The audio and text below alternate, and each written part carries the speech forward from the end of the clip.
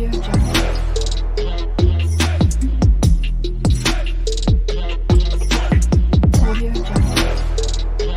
students, welcome to your own YouTube channel Study with Ehsan, and I am Ehsan Anwar again at your service with a new video. So let's start. Students, thumbnail से ये clear है कि आज के इस video में हम लोग NCERT क्लास 10 मैथमेटिक्स के एक्सरसाइज 1.3 को सॉल्व करने जा रहे हैं।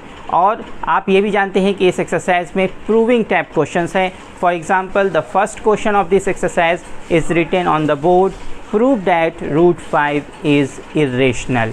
यस, तो क्या है easiest approach, the simplest approach, सबसे आसान तरीका क्या है, किस तरह आप बहुत आसानी से इस क्वेश्चन को सॉल्व कर सकते हैं, वो आज के इस वीडियो में हम लोग देखेंगे। और मैं आपको बता दूं कि एक क्वेश्चन ऐसा आपके फाइनल एग्ज़ाम में रहेगा ही। जी हाँ, एक्सरसाइज 1.3 में जो भी क्वेश्चंस हैं, जिस टाइप के क्वेश्चंस हैं, ऐसा एक क्वेश्चन आपके फाइनल में आना ही है, गारंटी। हर साल आता है, आप प्रीवियस ईयर क्वेश्चन बैंक उठाकर देख सकते हैं, ऐसा क्वेश्चन आना है। तो क्या है इजीएस्ट अप्रोच, आज के इस वीडियो में हम लोग देखेंगे। और उससे पहले एक छोटी सी रिक्वेस्ट है कि अगर आप चैनल पर नए हैं और चैनल को सब्सक्राइब नहीं किया है तो चैनल को सब्सक्राइब कर दें और बेल आइकन को भी प्रेस कर दें। तो चलिए आज का ये वीडियो शुरू करते हैं। आप देख सकते हैं on the screen question number 1, this is question number 1, prove that √5 is irrational. Yes, √5 is irrational, ये आपको प्रूव करना है। और स्टार्ट हम लोग इस तरह करेंगे कि if possible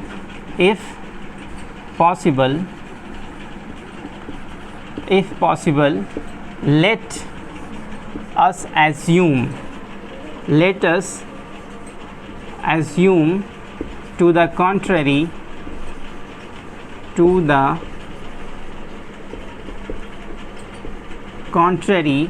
that √5 is rational. जी हाँ, स्टार्ट कुछ इस तरह से करेंगे कि आपको भले ही प्रूव करना है कि √5 इरेशनल है, लेकिन हम लोग करेंगे if possible let us assume to the contrary that √5 is rational. √5 को रेशनल लेके चलेंगे और बाद में हमारा कॉन्ट्रडिक्शन ब्रेक होता हुआ दिखेगा, रॉन्ग होता हुआ दिखेगा, तो फिर हम वहाँ पर ये प्रूव करेंगे कि हमारा जो एजम्पशन है कि √5 रेशनल है वो रॉन्ग है, इसलिए √5 क्या हो जाएगा, इरेशनल हो जाएगा।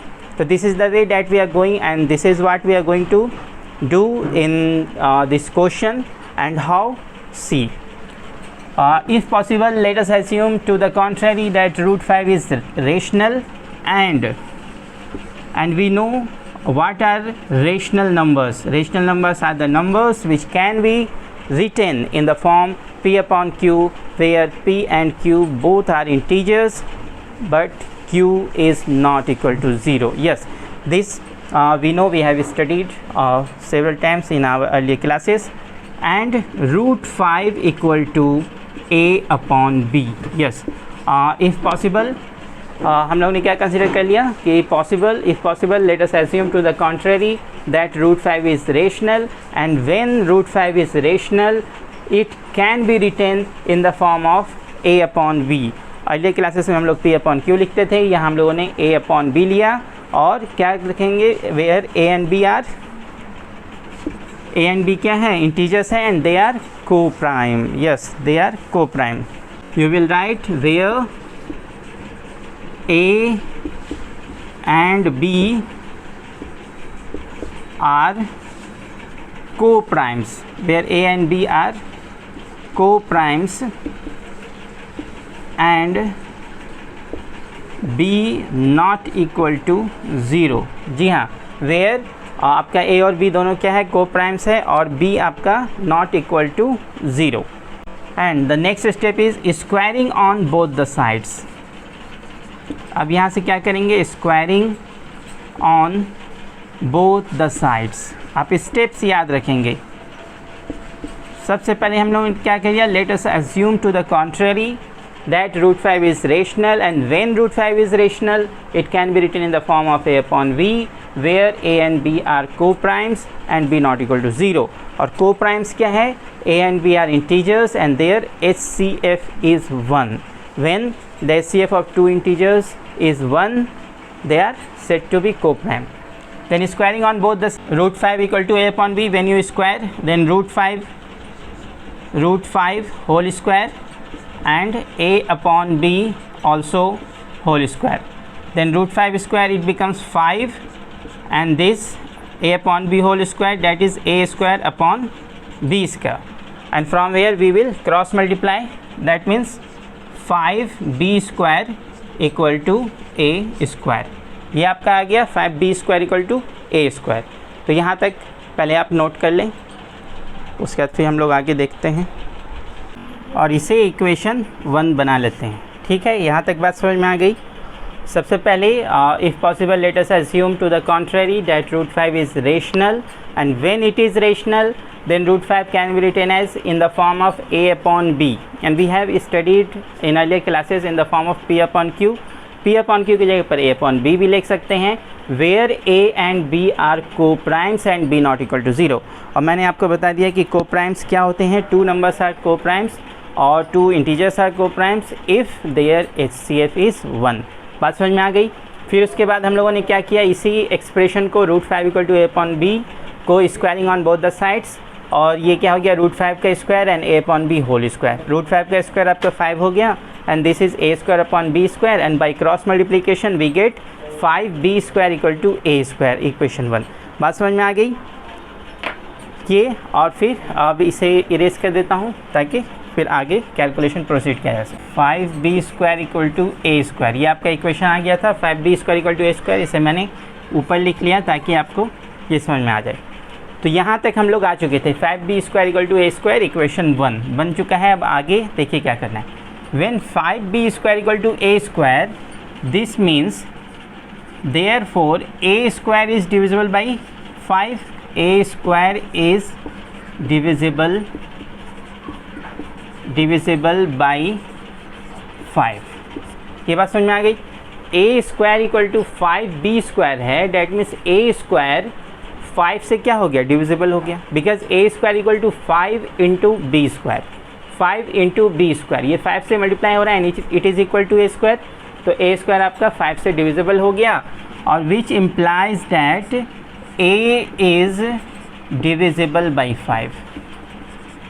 a is divisible by 5. When a square is divisible by 5, it implies that a is divisible by 5, और इसे इक्वेशन 2 बना लेना है. ठीक है, आप स्टेप्स को बस देखते जाइए, सेम वर्क हमें करना है हर क्वेश्चन में. फिर आपका है late a equal to 5m. जब a आपका 5 से डिविजिबल है तो हमने मान लिया कि a इक्वल टू क्या है, 5m. For some integer m, यहाँ पे लिख देना है फॉर सम इंटीजर m. आपका m क्या है, यहाँ कोई इंटीजर है. जब a 5 से डिविजिबल है तो late a equal to 5m और m for some integer m. अब putting this value in equation 1, you will write putting this value in equation 1. Equation 1 में ये वैल्यू रखिए. What is equation 1? 5b square equal to a square. Then 5b square equal to a square, and in the place of a what will you write? 5m whole square. आ रही बात समझ में? बिल्कुल आसान है. 5b square equal to a square था, and in the place of a हमने क्या रखा, a equal to 5m. a equal to 5m रख दिया, तो 5b square equal to a square. Now 5b square equal to 25 m square. कोई problem? इसे cut कर देंगे, 5 1 सा एंड 5 5 सा. Then b square equal to क्या आ गया आपका, 5m स्क्वायर आ गया ना. b square equal to 5m square for some integer m. No, b square equal to 5m square है, दिस मीन्स क्या हो गया, b square is divisible by 5. Therefore b square is divisible by 5, or this implies that b is divisible by 5. When b square is divisible by 5, then b is divisible by 5 और ये equation आपका हो गया 3। आगे बात समझ में, 5b square equal to 5m square, equation 1 में हमने a के प्लेस पर 5m रख दिया and now 5b square equal to 5m का होल स्क्वायर क्या हो गया 25m स्क्वायर, और you cancelled it from 5 1s and 5 5s, then b square equal to 5m square, and when b square equal to 5m square, b square is divisible by 5, and when b square is divisible by 5, it implies that b is divisible by 5 and this equation 3। अब आपका ये question almost solve हो गया। अब लिखना क्या है, बस हमें एंडिंग स्टेटमेंट्स लिखने और कुछ नहीं। यहाँ आपने देखा a is divisible by 5 in equation 2 और by equation 2 you can say, and b is divisible by 5 in equation 3 और by equation 3। अब लिखेंगे बाई इक्वेशन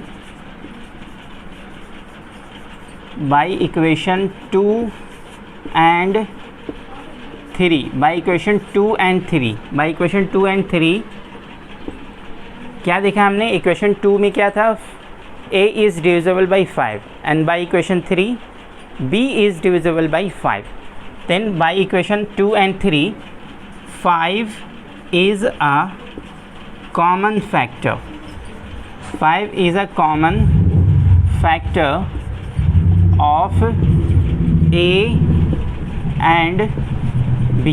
यहाँ तक बात समझ में आ गई। ये स्टेप्स आपको याद रखना है, ये स्टेप्स जिस तरह से जो आपका स्टेप्स हैं, किस तरह इस क्वेश्चन को बनाया जा रहा है, क्या क्या हो रहा है, ये आपको याद रखना इंपॉर्टेंट है। और जैसा कि मैंने आपको बताया एक क्वेश्चन आपका फाइनल में आएगा ही। तो आपका हो गया 5 is a common factor of a and b, और फिर उसके बाद क्या लिखेंगे, but it contradicts our assumption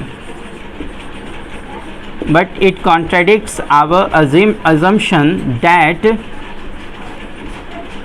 a and b are co-primes, yes, but it contradicts our assumption that a and b are co-primes। तो जो हमने पहले अज्यूम किया था, जो हमारा assumption था that a and b are co-primes, आपने देखा स्टार्टिंग में ही हमने क्या लिखा था, √5 equal to a upon b, और हमने क्या कंसिडर किया था, where a and b are co-primes and b not equal to 0। But by equation 2 and 3 हमने देखा 5 is a common factor of a and b, और 5 कॉमन फैक्टर नहीं हो सकता व्हेन 5, क्योंकि हाईएस्ट कॉमन फैक्टर हमारा क्या होगा, a एंड b का 1 होगा, और यहाँ पे क्या निकल कर आ रहा है 5 is a common factor of a and b which is not possible. तो हमने क्या लिखा है यहाँ, but it contradicts our assumption that a and b are coprimes, और फिर फाइनली आप लिखेंगे therefore √5 is irrational, √5 is irrational, और ये आपका क्या हो गया, प्रूव हो गया। ठीक है, ये आपका प्रूव हो गया, और ये ईजीएस्ट अप्रोच है स्टूडेंट्स, ये सिंपलेस्ट और ईजीएस्ट अप्रोच है and also very easy to understand. I hope कि आप सबको ये बात समझ में आ गई होगी। और similarly you can prove √3 is irrational, √2 is irrational, √7 is irrational. इस तरह के जितने भी क्वेश्चंस आए आप इस तरह से सॉल्व कर सकते हैं, और फिर नेक्स्ट स्टेप ऑफ क्वेश्चन को हम लोग बहुत जल्द नेक्स्ट वीडियो में देखेंगे। तो आज के इस वीडियो में इतना ही। वीडियो को लाइक कर दें, शेयर कर दें, और आपको कैसा लगा ये वीडियो आप कमेंट बॉक्स में ज़रूर लिखें।